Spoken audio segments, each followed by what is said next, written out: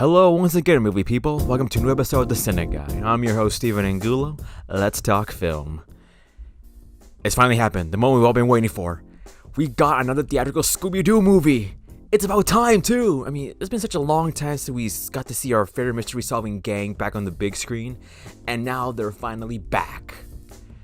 In the least Scooby-Doo movie possible. I mean, it's called Scoob.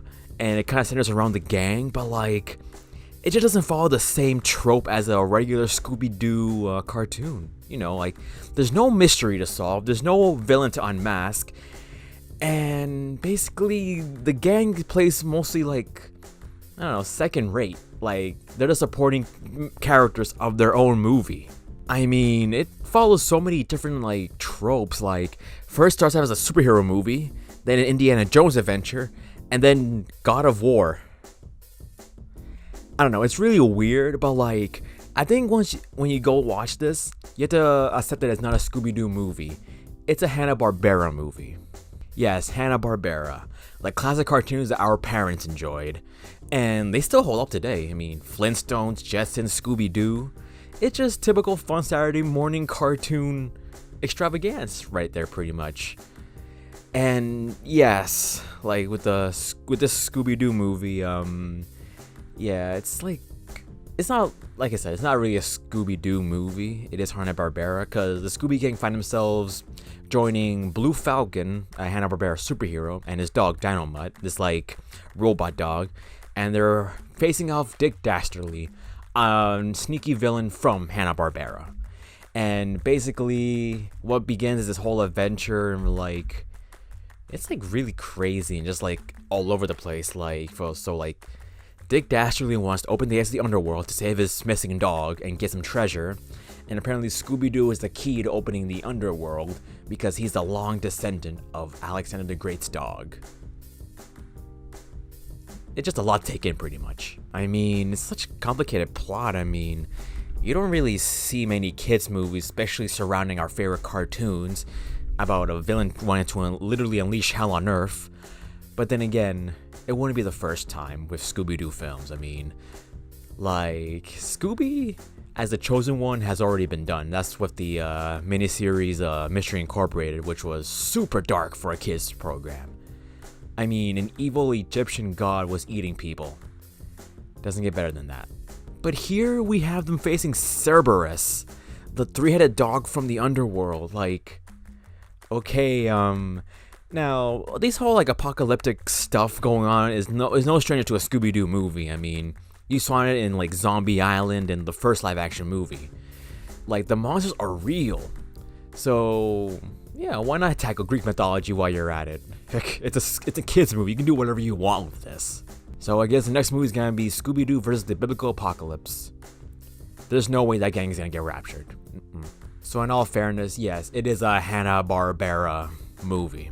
Like, all these classic cartoon characters coming together and, you know, go on an adventure. I mean, this is technically going to be the first movie for a cinematic universe surrounding these characters. So the next ones could be like the Flintstones, the Jetsons, or remember that little like band with the giant shark playing the drums?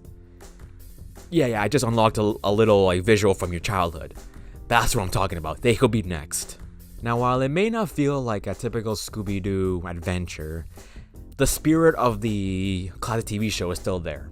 I mean, the opening scene itself was a Scooby-Doo, like, you know, adventure right there. Like, okay, this is when the gang first meet when they're kids and they're like in Halloween. They visit this apparently haunted house. They find out this ghost. Turns out it's just a guy wearing a mask. Oh, and apparently he's hiding stuff he stole this online. There we go. That's Scooby-Doo right there. Crime solving and monsters. That's what we wanted to see. But then, no, that's not what we get. What we do get, however, is, well, a movie like this involving Scooby needs. Scooby and Shaggy are the most likable duo right there. And they're using the same like aspect from the second live-action movie, where they're trying to find their place in the gang, because, to be fair, those two are the most relatable of the whole, like, you know, of the whole gang, pretty much. They're always eating and hiding from the danger. I mean, because let's face it, if you're faced with somebody wearing a mask and chasing you around, you would want to run and hide, all right? No, don't give me that whole like, oh, I will stand up for myself and fight. No. Sit down, you coward. But yeah, their friendship is what makes this film enjoyable. Like, they're like the dynamic duo, all right? They're the best representation of man's best friend, a man and his dog. But like with the drama was kind of forced. Like the whole like Scooby's like, I'm never gonna take off my collar, and then he does end up taking off the collar just to put on a new superhero costume. And Shaggy's all like, it's either me or the superhero team. Scooby plays the superhero team. And so yeah, it's like, I don't know, it just felt a little forced, and like it could have been a lot more. Maybe dived a little bit more deeper into like their relationship, and it could have been more relatable instead of like just like, you know, forced like, you're not my best friend no more. No, like we kind of need a little more than that. One thing's for sure, the gang is pretty much the same. Like Fred is that macho man leader who apparently has a materialistic love for his van. He was dating it during the opening credits. Like, who serves champagne to a car? And Velma is Latina apparently, and she's still the smart girl. I like this representation right there, because let's face it, we Hispanics, we're smart enough never to be in that situation at all.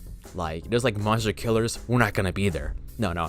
Our group of friends wants to go to the woods, like, hey, let's explore the spooky woods late at night. Our mothers will not even allow us to go out after dark. And then the next day, when we find out that a group of kids got murdered in the woods on Primer Impacto, it's a whole like I told you so situation right there. And Daphne is still every kid's first cartoon crush. Exactly is her like position in this gang. I mean, she's just there for looks, and a whole will they won't they scenario with Fred. I don't know. Maybe we should have dived the movie mostly on her. I mean, at least we got Sarah Michelle Gellar kicking ass in the first movie, am I right? And of course, let's forget the other characters. We got Blue Falcon, played by Mark Wahlberg, who apparently he's like, you know, your typical like trying to find his place and filling up the shoes of like your parents and everything. Because his father was the OG Blue Falcon, he's like the new one, but he's like doesn't know what to do. He's clueless. He's hiding from the danger, and he's all like, "Come on, man, you gotta be a hero." And that's where he learns, like, I can be a hero even though I get scared a lot. Yeah, there we go. So basically, I'm watching Mark Wahlberg in a blue Halloween costume being relatable to me. As for the villain, Dick Dastardly, voiced by Jason Isaacs, I think he was your typical, like, I'll get you next time, gadget type villain, you know, just like evil mustache, giant chin. So yeah, that's your typical cartoon villain right there. Like, he's the kind who probably got swipes left so many times on Tinder. That's his motivation right there. Overall, it's still a fun animated movie that I'm sure the kids will enjoy. Families, why not? I mean, kids will love the animation, the parents will love the nostalgia that comes from their favorite cartoon characters. And even though it's not a typical Scooby-Doo movie, if you don't accept it that way, then I'm sure you might find some enjoyment into it. But if you're a diehard Scooby fan, then maybe pass on this one and go watch the 2 OG live action movies that everybody knows and loves. Alright, now before we end this review, let me unmask the villain. Oh, look at that. Turns out the culprit was a rating of 8 Falcons out of 10 Scooby snacks. That's still pretty decent. You may want to put your mask back on. Alright guys, hope you enjoyed this review. Leave a like if you did, subscribe and join the crew. And until next time, this is Steven Angulo signing off. But before I do subscribe. Did I say that already? Yeah, I did. But still, I'm saying it again. And also follow the Instagram at CineGuy Steven for more fun reviews. Alright, now I'm officially signing off. That's a wrap. Zoinks!